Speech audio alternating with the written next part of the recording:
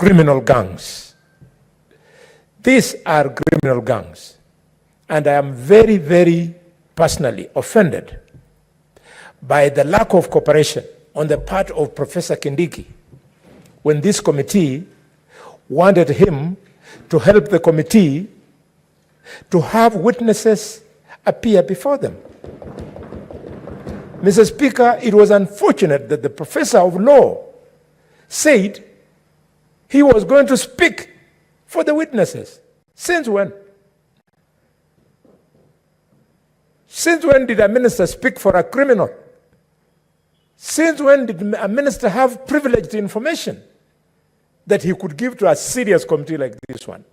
I want to appeal to my younger brother, Professor Kindiki. Humble yourself. You should have allowed Kenyans who wanted to give evidence to do so. What are you protecting, Professor? If the DCI, the NIS, was able to appear before the committee, and where they thought certain pieces of evidence required secrecy, they applied for being heard in camera. Our professor has been a deputy speaker in this house. Our professor has been leader of the majority in this house. He knows these privileges.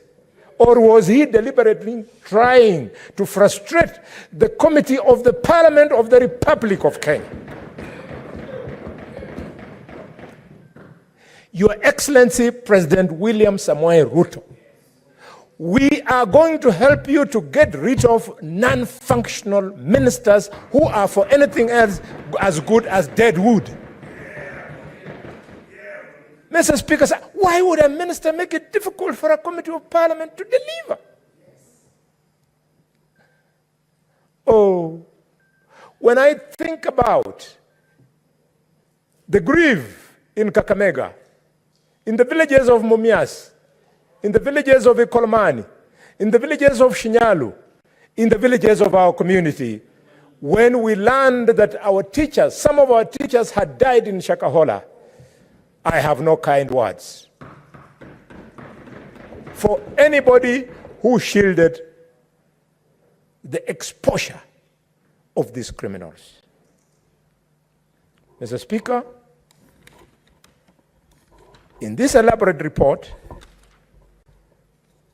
which I'm glad that now all members are acquainted with, the committee is asking the National Police Service Commission to severely sanction security officers whose acts of commission and omission aided or abetted the Shakahola tragedy 30 days from now.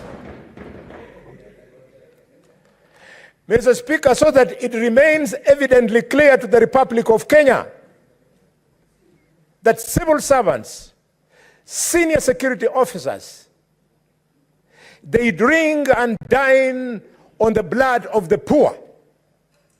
The committee has been very specific. It has said on page 135, Mr. Speaker, that Mr. Joseph Kemboi,